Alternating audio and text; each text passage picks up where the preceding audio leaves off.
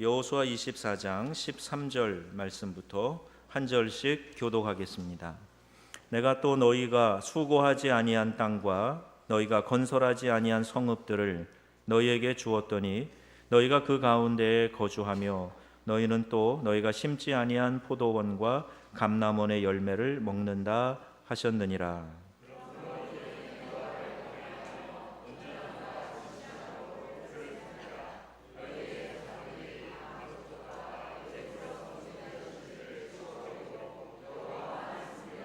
만일 여호와를 섬기는 것이 너희에게 좋지 않게 보이거든 너희 조상들이 강 저쪽에서 섬기던 신들이든지 또는 너희가 거주하는 땅에 있는 아모리 족속의 신들이든지 너희가 섬길 자를 오늘 택하라.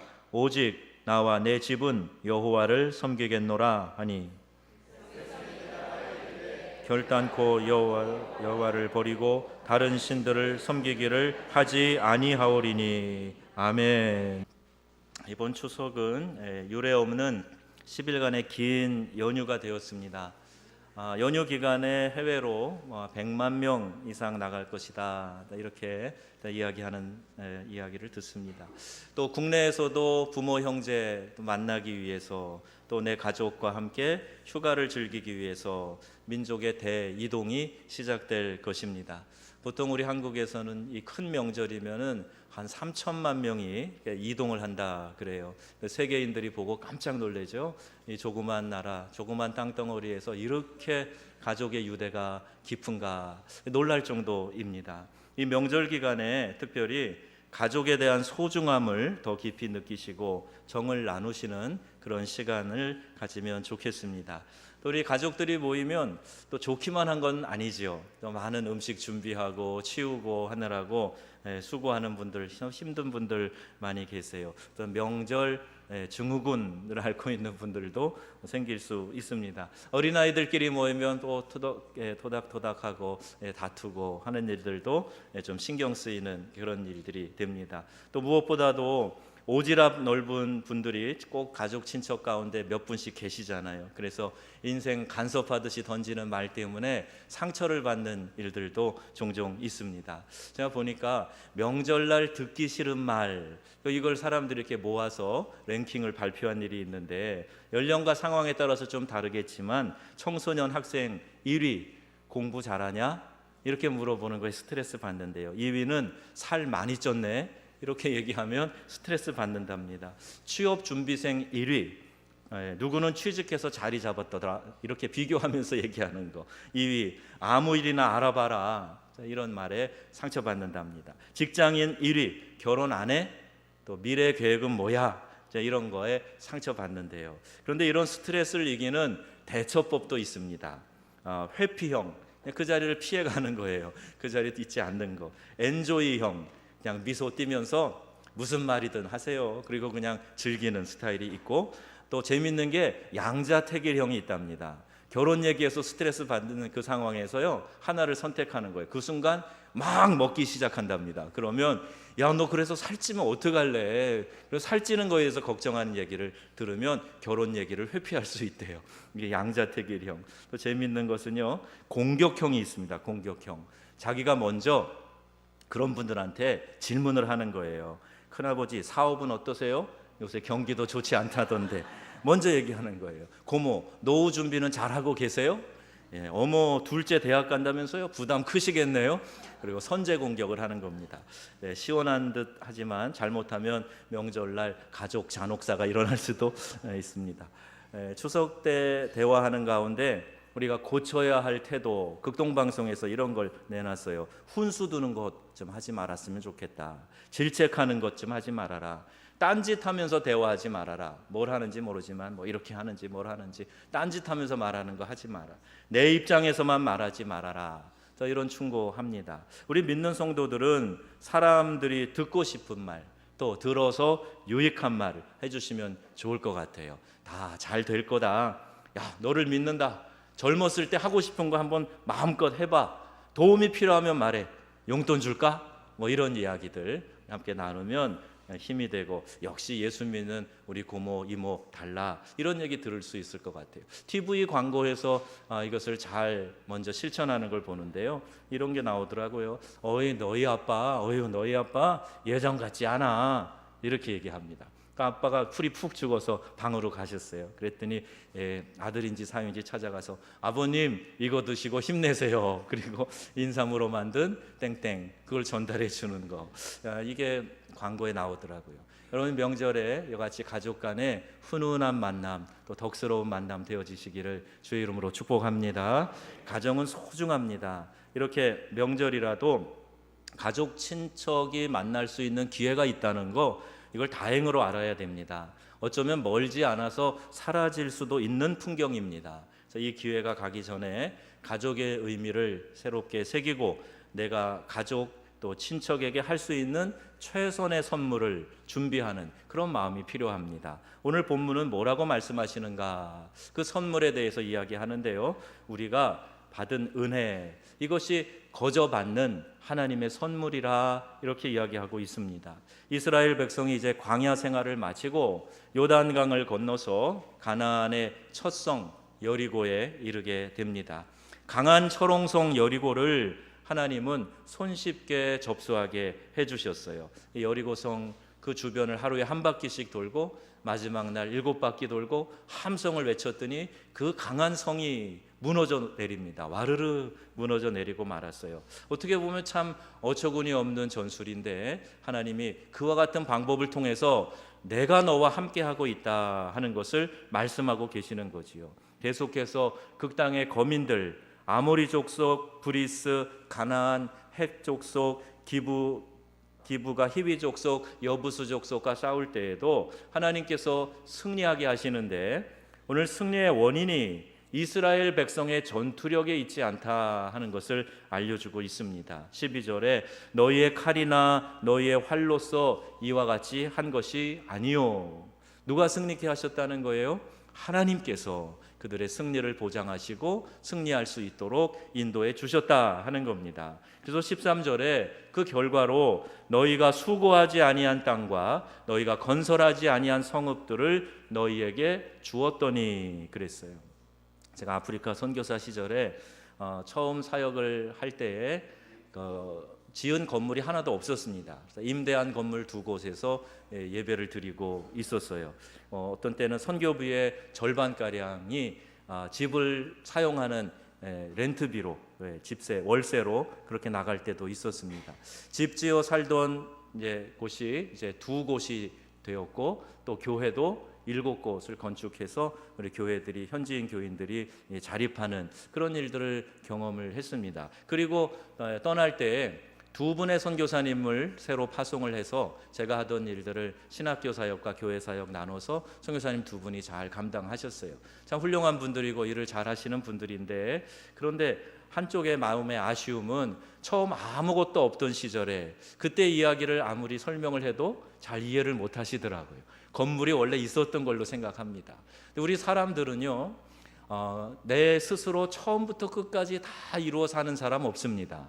그 누군가의 도움 가운데 내가 조금 더 붙여서 살아가는 거예요. 다른 사람의 도움과 은택이 없었다면 오늘 나의 삶은 있지 않습니다. 누군가의 도움을 딛고 그 위에 쌓아가는 것, 이것이 오늘 우리들의 삶이지요. 그래서 돌아보면 감사할 대상들, 감사할 일들이 많이 있다 하는 것을 보게 됩니다.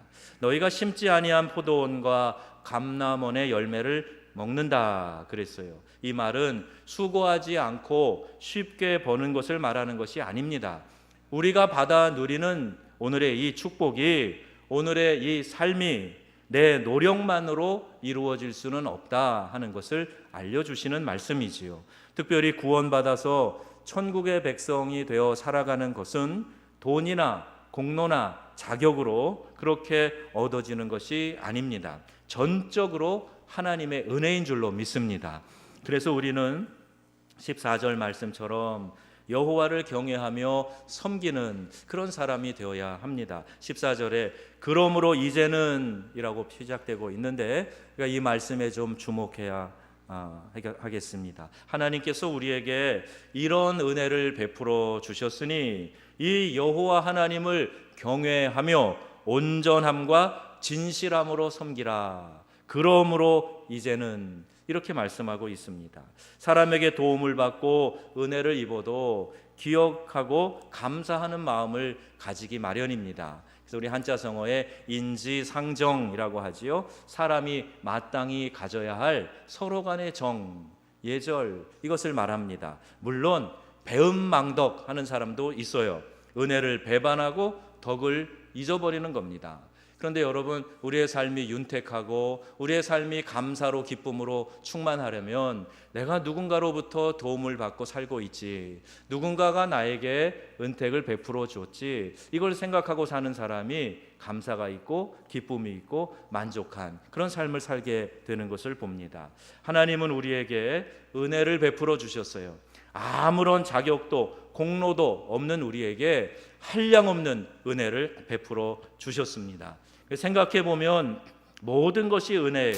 먼저 구원은요, 우리에게 거저 주신 하나님의 선물입니다. 그것도 우리가 아직 죄인 되었을 때, 죄인이라는 것은 하나님과 원수된 상태를 말하는 거예요. 우리가 죄인으로서 그 죄를 깨닫지도 못하고 있는 그때에 하나님께서 우리에게 독생자 예수 그리스도를 보내주심으로 우리에 대한 자기의 사랑을 확증하셨다. 로마서 5장 8절에 그렇게 말씀하고 있습니다. 우리 여전히 형편없고 부족하고 넘어지지만 그럼에도 불구하고 사랑하시는 그 하나님의 사랑으로 오늘 내가 이만큼 살고 있습니다.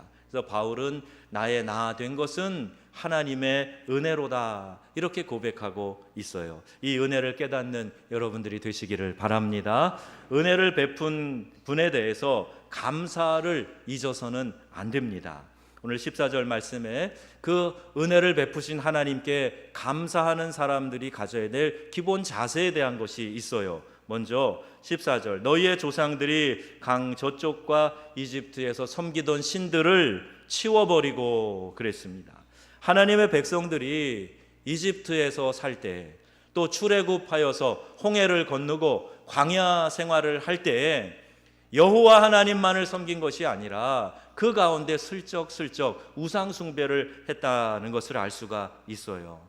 은혜로 노예 생활하던 이집트에서 벗어나게 해주신 분이 하나님이신데 그 하나님 한 분만을 섬겨야 하는데 보이지 않는 하나님, 왠지 멀리 계신 것 같고 나와는 별로 관계없는 것 같아서 눈에 보이는 대로 자기 마음의 소견대로 우상을 만들어 섬겼던 사람들입니다. 이제 여호수아가 요단강을 건너서 약속의 땅, 가나안 땅에 들어가기 전에 이 백성들에게 도전하는 거예요. 그동안 너희들이 슬쩍슬쩍 섬기던 우상 숭배 이제 좀 그만하고 다 내어버리고 치워버리고 이제 새로운 땅, 약속의 땅 가나안에 들어가 살 때는 여호와 하나님 한 분만을 섬겨야 하지 않겠느냐, 우상을 제거해야 되지 않겠느냐, 이 우상을 섬기는 일이 근절되도록 도전하고 있는 것입니다.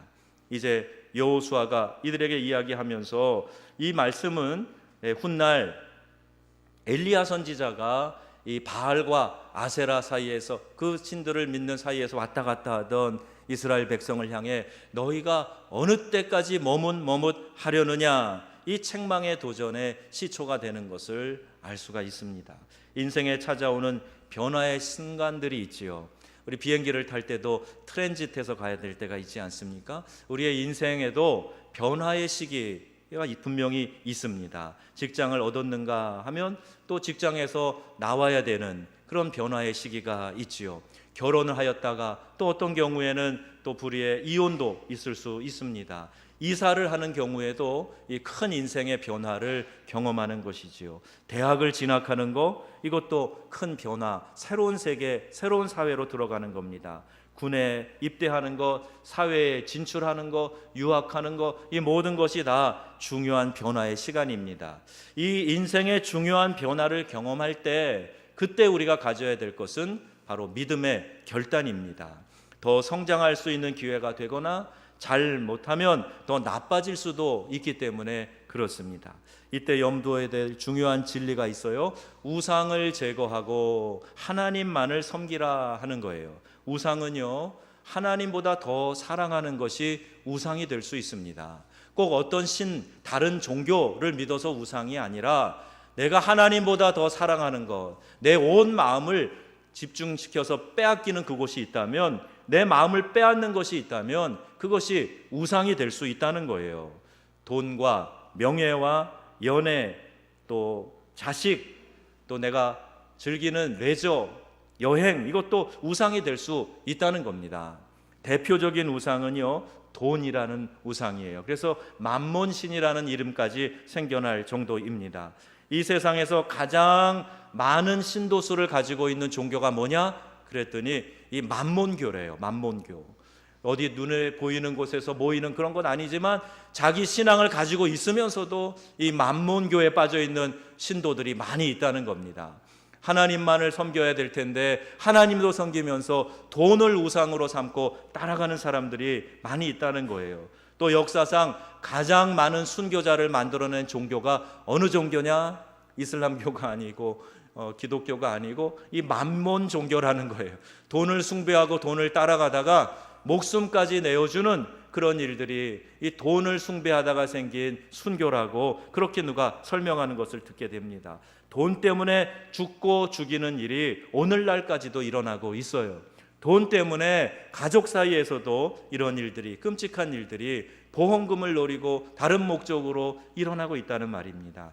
이스라엘 백성이 하나님을 믿으면서도 이집트 땅, 가나안 땅의 신들을 받아들였듯이 오늘날 교인들 중에도 멀쩡히 예수 믿는 것 같은데 그런데 우상 숭배에 빠져 있는 사람들이 있다는 거예요.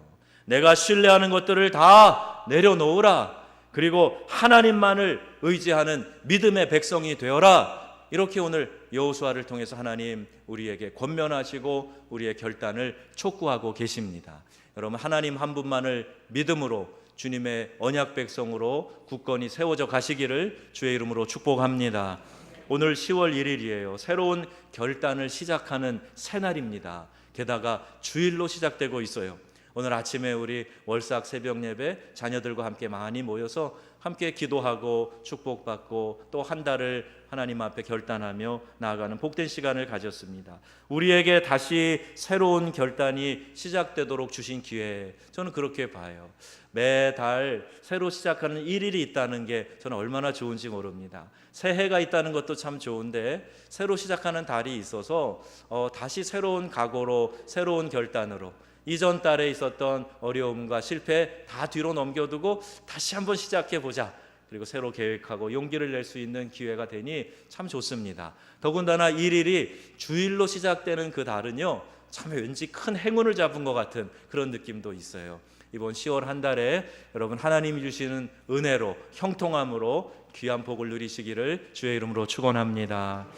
가나안 입성을 통해 새로운 삶을 살아가도록 이제 도전하는 이 여호수아의 결연한 의지가 15절에 나와요. 만일 여호와를 섬기는 것이 너희에게 좋지 않게 보이거든, 그럽니다.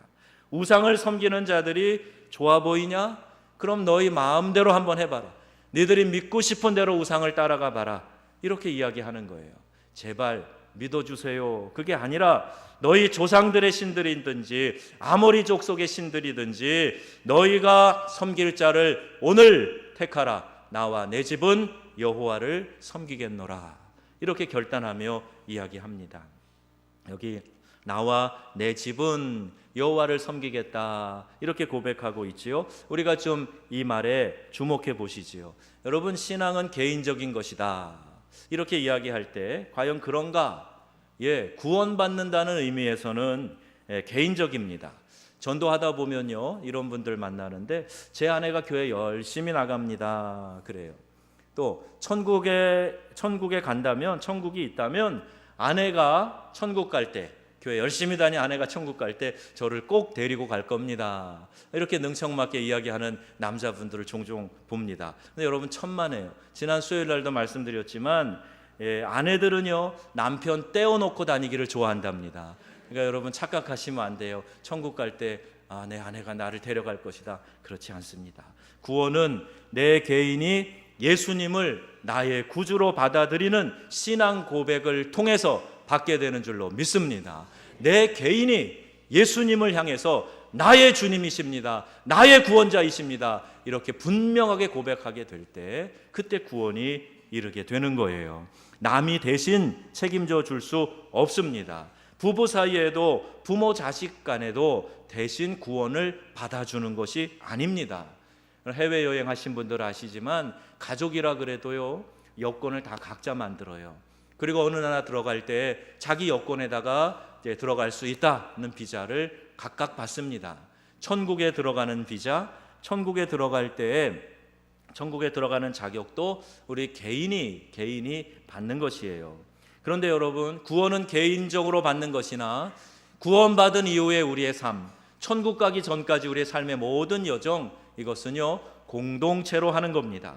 공동체의 신앙이에요. 나 혼자 믿고 나 홀로 하는 것이 아니라 신앙생활은 교회라는 공동체를 통해서 함께 하는 것입니다. 그리스도를 머리로 하는 공동체 안에서 내가 지체가 되고 한 몸을 이루는 거예요.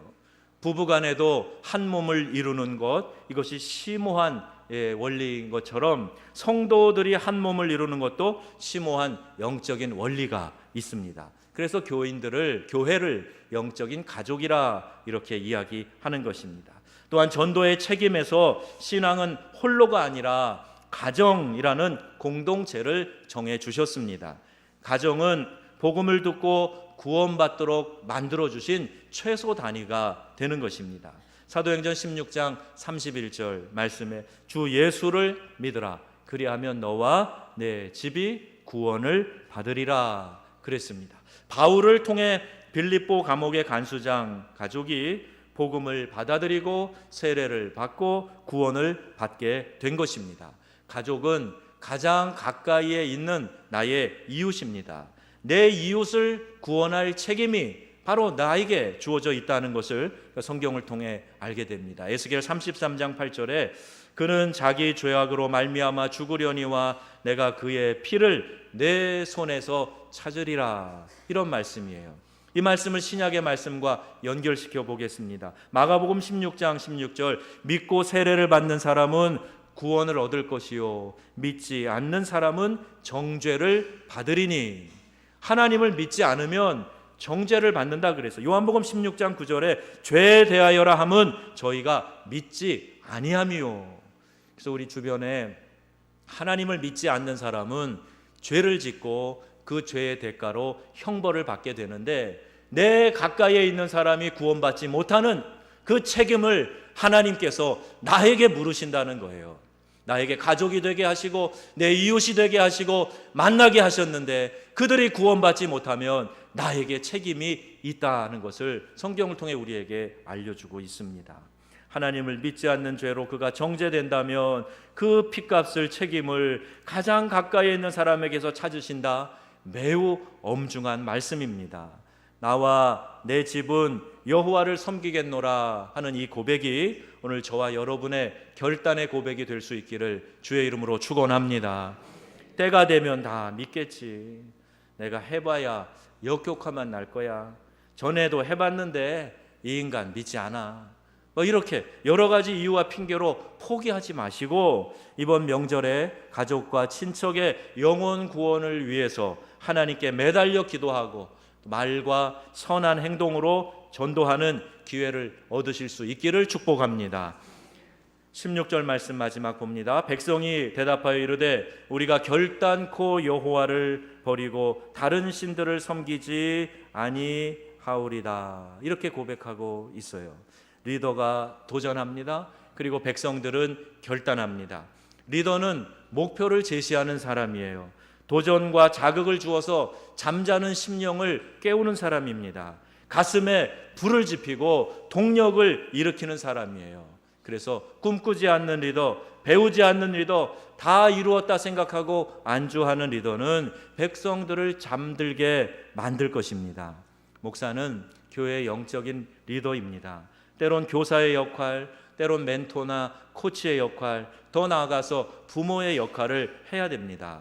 자녀가 자라는 모습을 볼 때 부모에게 가장 큰 기쁨이 되고 대견해 보이듯이 성도들이 영적인 성장과 변화의 삶의 결단과 변화된 삶의 모습들이 일어나게 될 때 말할 수 없는 기쁨을 누리게 됩니다.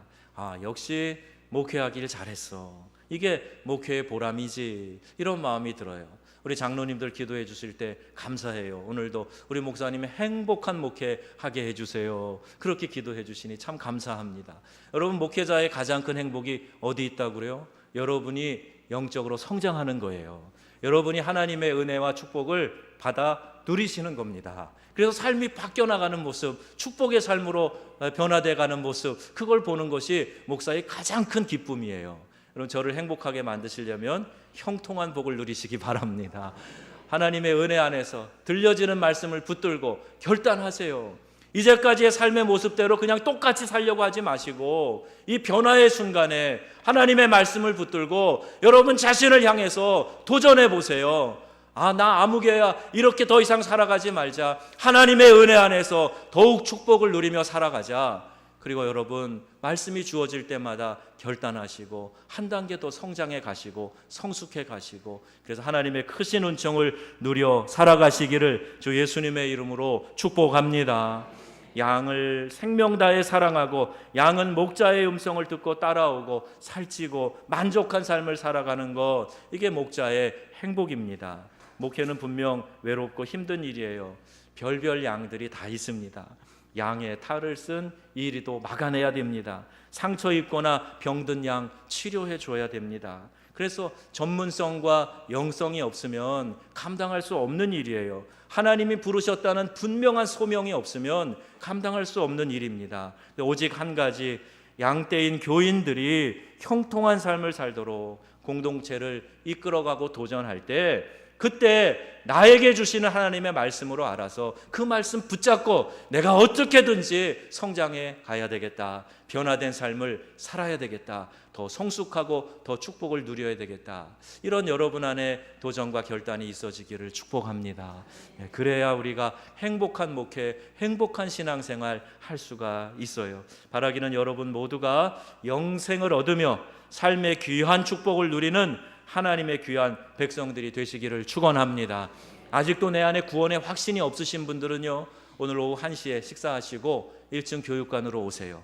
복음에 대해서 제가 명확하게 여러분께 말씀드리고 여러분 자신이 꼭 이 복음을 받아들여서 구원받는 하나님의 자녀가 되도록 인도해 가고 싶습니다. 또 나만 믿고 구원 얻는 것이 아니라 나를 통해서 가족과 형제와 부모와 친척, 이웃이 구원을 얻도록 그들의 이름을 주님께 아뢰고 전도하는 일에 최선을 다하시기를 바랍니다. 이렇게 태신자 등록카드를 만들었어요. 나와 상관없는 일이다 생각하지 마셨으면 좋겠어요. 저는요, 이런 데는 욕심이 많아요. 우리 교회가 뭘 좀 하자 그러면 크던 작던 상관없습니다. 다 손을 합해서 함께 동참했으면 좋겠어요. 뭐 하자 그래도 꼭 한 50명 미만 동참하고 나면 저는요, 참여해 주신 분들 고맙지만 그렇지 않은 분들에 대한 생각이 더 많이 들어요. 왜일까? 내가 뭐가 또 부족한가? 또 어떻게 기도해야 되나? 어떻게 인도해 드려야 되나? 그런 고민이 깊어집니다. 우리 함께 전도 대상자들을 적어내고 이들의 영혼을 구원을 하도록 하나님께 아뢰고 공동체가 함께 그들을 위해서 기도하고, 그래서 하나님이 우리에게 맡겨주신 분들 다 구원해내는, 하나님 앞에 큰 상급받는 믿음의 귀한 백성들 되시기를 축복합니다. 이번 추석 명절에 이와 같은 복된 일들이 많이 일어나시고 여러분들의 가정마다 여러분들로 말미암아 더 많은 축복과 기쁨이 임하시는 것 기대합니다. 하나님께서 지키시고 함께 하시는 복된 명절 되시기를 주 예수님의 이름으로 축복합니다. 아멘.